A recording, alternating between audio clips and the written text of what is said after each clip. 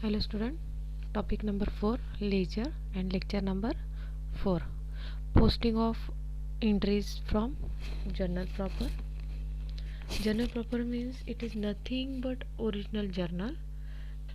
The term journal and journal proper both refer to the one and the same subsidiary book, but conveniently there is slight difference between them depending upon the use to which the journal is put.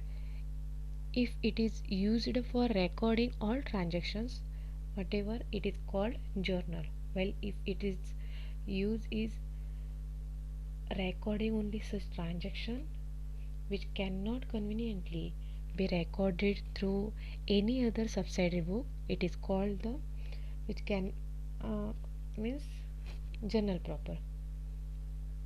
Journal proper thus means the journal properly or rightly used as such. The balancing of ledger account. Balancing of ledger account means totaling the both side of the ledger account, and debit side and credit side. Balancing an account is finding the difference between the totals of its debit and credit side. Some steps is involved. Find the total of the debit side, then find the total of the credit side also. Find the balance, namely the difference between the two totals, by subtracting the similar total from the ledger total. Write the balance in the amount column of the shorter or lighter side. If the debit side is shorter, write on the same side. To balance, write down. And if the credit side is shorter, write on same side by balance carried on in the particular column. Write the total of the two sides, both the which will now add up to the same amount, and double underline each of these two totals. Rewrite or bring down the balance in the amount column of the heavier side. If the debit side is heavier, write on the same side to balance brought down. And if the credit side is heavier, write on same side by balance brought down in the particular column.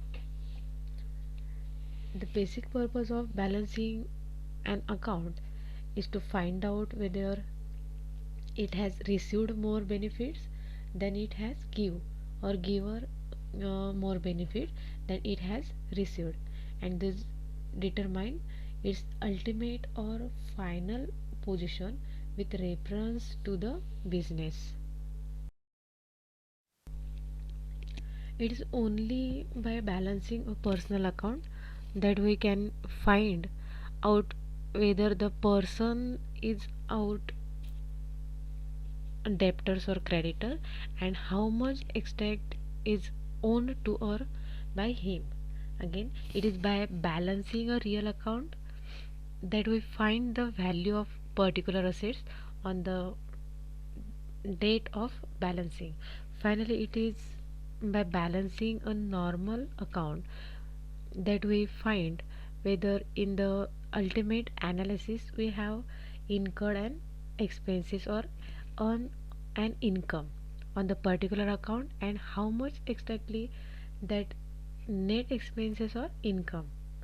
Generally, the accounts are balanced at regular periodic, like day, a week, a month, depending upon the account concerned. In any case, however, since balancing is an important preliminary step, whether balanced earlier or not, every account must be balanced on the last day of the accounting year. ज्या वेळेला आपण balancing करतो त्यावेळेला जे account आहे, म्हणजे जो बॅलन्सिंगची debit side आणि credit side दोन्ही साईडची टोटल ही केली जाते. डेबिट साईडची टोटल आणि क्रेडिट साईडची टोटल म्हणजेच बेरीज करून ते टोटल आपण काढत असतो. त्यामध्ये जर आपल्याला डिफरन्स मिळत असेल तर तो आपल्याला फाइंड आउट करावा लागतो.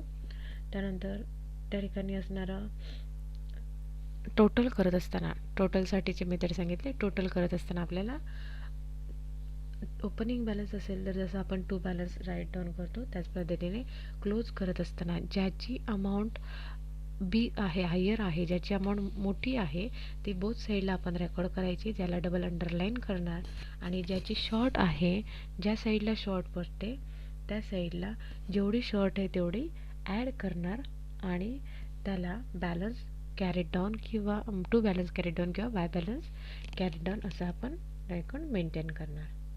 आणि त्यानंतर हे आपलं बॅलन्स कॅरीड डाऊन हे महिन्याच्या किंवा वर्षाच्या शेवटी असते आणि न्यू डेटला म्हणजेच नवीन दिवशी महिन्याच्या सुरुवातीला किंवा वर्षाच्या सुरुवातीला नवीन दिवशी त्याचं जे क्लोजिंग आहे त्याचं ओपनिंग बॅलन्स म्हणून दाखवलं जाते, ज्याला टू बॅलन्स ब्रॉट डाऊन किंवा बाय बॅलन्स ब्रॉट डाऊन म्हणून मेंटेन केलं जातं. Balancing of ledger account, personal account.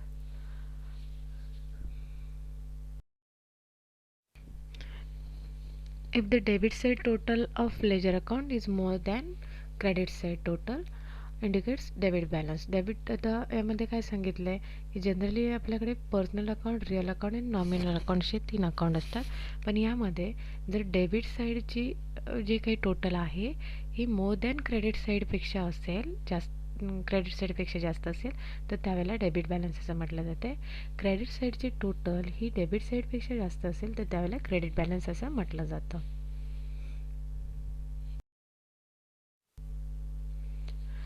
पण रिअल अकाउंटमध्ये, रिअल अकाउंट म्हणजे रिलेटेड टू असेट्स, असेट्सशी रिलेटेड आहे. यामध्ये नेहमी त्याचा ओपनिंग बॅलन्स हा डेबिटच मिळतो, डेबिटच असतो. नॉमिनल अकाउंटमध्ये ओपनिंग बॅलन्स हा एक्सपेन्सेस अँड लॉसेससाठी डेबिट असणार आहे, तर इन्कम अँड गेनसाठी नेहमी आपल्याला तो क्रेडिटेडच मिळणार आहे.